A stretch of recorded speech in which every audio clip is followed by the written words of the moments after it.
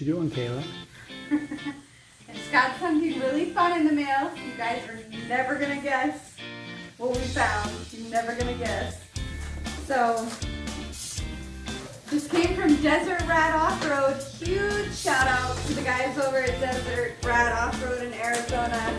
Michael, who is in the online sales department, he really helped me do some treasure hunting here. See if we can get this out of here.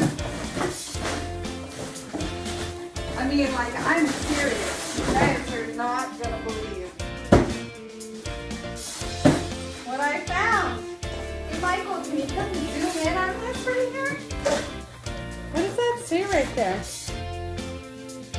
TeraFlex. Wow. Low 231. 23 spline, 4-to-1. It says 23 spline, but yeah. online it said 21. It doesn't spline. matter, we have another input. Yeah, it'll still work. But, so, I mean, if you guys are in the four-wheeler community, you know that they haven't made the TERA 4-to-1 for the NP231s in quite some time. We don't know exactly how Over many 5 years. Over 5 years. So when we ordered mine back when we built mine Jeep, it was probably like the last year that they made them, because it was 2015 when we did my Jeep. So, I'm so excited. I ruined my transfer case, you know, we did a video. We did a video trying to fix it. Look at that, I got a new picture, new sticker. Man, you guys would not Wow, that's flippin' nice. believe. Oh, it comes with the output seal, that's cool. Let's take this out and have a look-see. It's probably the last one. The last one Very ever last made. one. Oh my goodness. Yep. We do need a 21 spline to go with her transfer case or her transmission. But there's a 21 spline right there. If we have to, we can swap it out. Yeah. How's that looking there? Nice, huh? Nice. Got some wood chips in there. Wow, can you believe that? It's pretty cool. So here's the new 4-to-1. This came out of the new transfer case, but it came with a long shaft. This is the long shaft 23 spline, which we're gonna need a 23 spline when we do the Echo Box, but for now, for this to bolt to her transmission, we need a 21 spline.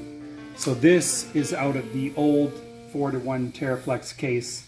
So we're gonna take this, we took this out, and we're gonna put this one in here and then put it back together, and then it'll work.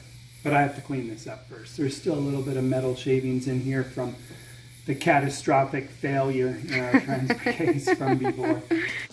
All right, we finally got the new 21 spline input shaft into the new TeraLow. Came with the 23 spline, which we're going to use later, but we can't use it now. We need the 21 spline because she has the AX5 transmission. I wanted to share this with you. We had a lot of trouble getting this in there, and I found out why. This planetary is supposed to just drop in there, but when you put a new input shaft into the planetary, these gears, if they're not lined up properly, this will never go in there. And we didn't know that, so we struggled and struggled. And finally I realized that each gear had a little B punched into it. So what I did was I lined up all the B's so they were all facing the same way, and then this thing slipped in, and then the planetary just dropped right into the annulus gear. This is the annulus gear. If you do not have these in right relation to each other, it doesn't go together. And so you got, if you ever take this apart to put in a new input shaft, you have to line the punch marks up to get it together. Another thing I learned too is that this is for a 2.7 transfer case. This is the 4-to-1. They're not the same. I thought we could use an input from a 2.7 with the 4-to-1, but there definitely is a difference. The diameter is about a 1/4 inch bigger on the 2.7-to-1 transfer case compared to the 4-to-1 transfer case. So some tidbits that we learned in doing this. Now we just need to finish putting the case together, put some bearings, seals back in it, put all the interior gears together, and then we'll be ready to put it in the Jeep. Hopefully today it'll be in there. Hopefully today. The last TeraLow 4-to-1 transfer case that probably exists on the planet. Yeah, here she is. Nice. It's incredible. So thank you guys again at Desert Rat Off-Road. You guys rock. Made my day, just so you know.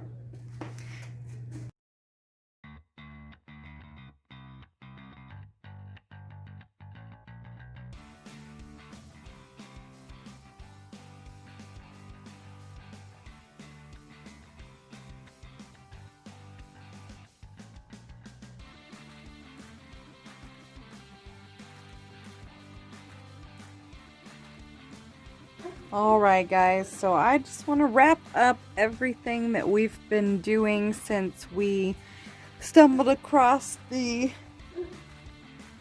brand new old TeraLow transfer case that is installed in there. We got that back in, when was that, Michael? It was before the summer started, right? June that we got it. We had everything taken off. We had the transmission taken off because I wanted to put a new clutch in because I had smoked it on an extreme trail that we were on pretty good, and I just wanted to replace it. And so while we had that off, we're thinking, oh look, the rear main seal's been leaking. Let's go ahead and replace that bad boy. And oh well, while we have it off, let's go ahead and replace the oil pump too. So anybody who ever works on Jeeps knows how things go. When you replace a whole bunch of things at once, it really sucks if something goes wrong, because then you have to figure out, oh crap, what was it? So first we get everything back together. We got our new oil seal in. That was a fiasco at first, but we got it in. We got the oil pump in. We got everything sealed up, the new oil pan gasket, everything. And the brand new oil pump's not building pressure. Ugh, what a pain. So we gotta wait, send that back, get our replacement, put it in. That one works great. We get everything all put back together. And we're pulling it out of the garage to go do a test run around the block or something, and it starts just drip, drip, drip, drip, drip, drip oil from right here. But it was like coming from the inside, like it wasn't dripping from where you would think it was if the rear main seal was leaking. So we're like, oh, what else could it be? So we took the oil pan gasket off, replaced that. We didn't think it was that, but we replaced it anyways. And then we got everything back together, and then what did I do? We ended up having to put another rear main seal. See, what happened was, and this is because I just didn't really pay attention to the one that we pulled out originally. I didn't know how far back to seat the rear main seal. I tapped it in perfectly. It looked great. And Mike looked at it and it looked good, but it was just like I don't even, a 1/16 of an inch, or it was about an 1/8 of an inch. An 1/8 of an inch? It needed to be pushed in another 1/8 of an inch. Yeah. And it wasn't sealing around the crankshaft. Mm-hmm. That's what it ended up being. And it was a steady little drip, drip, drip. So we did finally get that all figured out.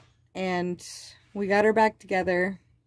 And we took her for a test run. And she does beautifully. So I'm very excited, because not only do I have my TERA back in there, but now that we have the Echo Box, I'm going to be able to have 6.7 to 1 if I couple both of them together, and that's going to be so cool. But that's a ways off. This winter, hopefully. This winter. A couple months from now. Coming this winter, 2020. I just wanted to give you guys a wrap up of everything that's been going on. It's pretty exciting. I wish I still had this same enthusiasm as I did when I took the first video of getting the TERA in the mail. But you know, it's been several months now since then, because when you get real frustrated with vehicles, you just quit working on them for a good solid, you know, 3 weeks. Whatever. Yeah, we left it sitting for 3 weeks after the oil seal, after the seal was leaking. We left it sit in the garage for 3 weeks, and I didn't even touch it. So, yep. Then finally we figured we got to get it together. So we took it out this weekend, and everything worked good, really good. It pulls out of gear, it pulls out of low range, but it's not the transfer case, it's the cable. And what we did was we finally just disconnected the cable from the transfer case, and it was fine after that. I'm not sure why it's pulling out of gear. I don't think it's the cable. I was suspecting the cable at first, but now I'm suspecting the shifter, the center console when the whole Jeep is flexed. I don't know. I'm not sure. It seems like it's a shifter problem now instead of a cable problem. Mm-hmm. We have to look into it. Yeah, always some shenanigans, right? Mm-hmm. Well, thank you guys as always for watching, and we will try and keep you updated. Got some really fun videos coming out soon.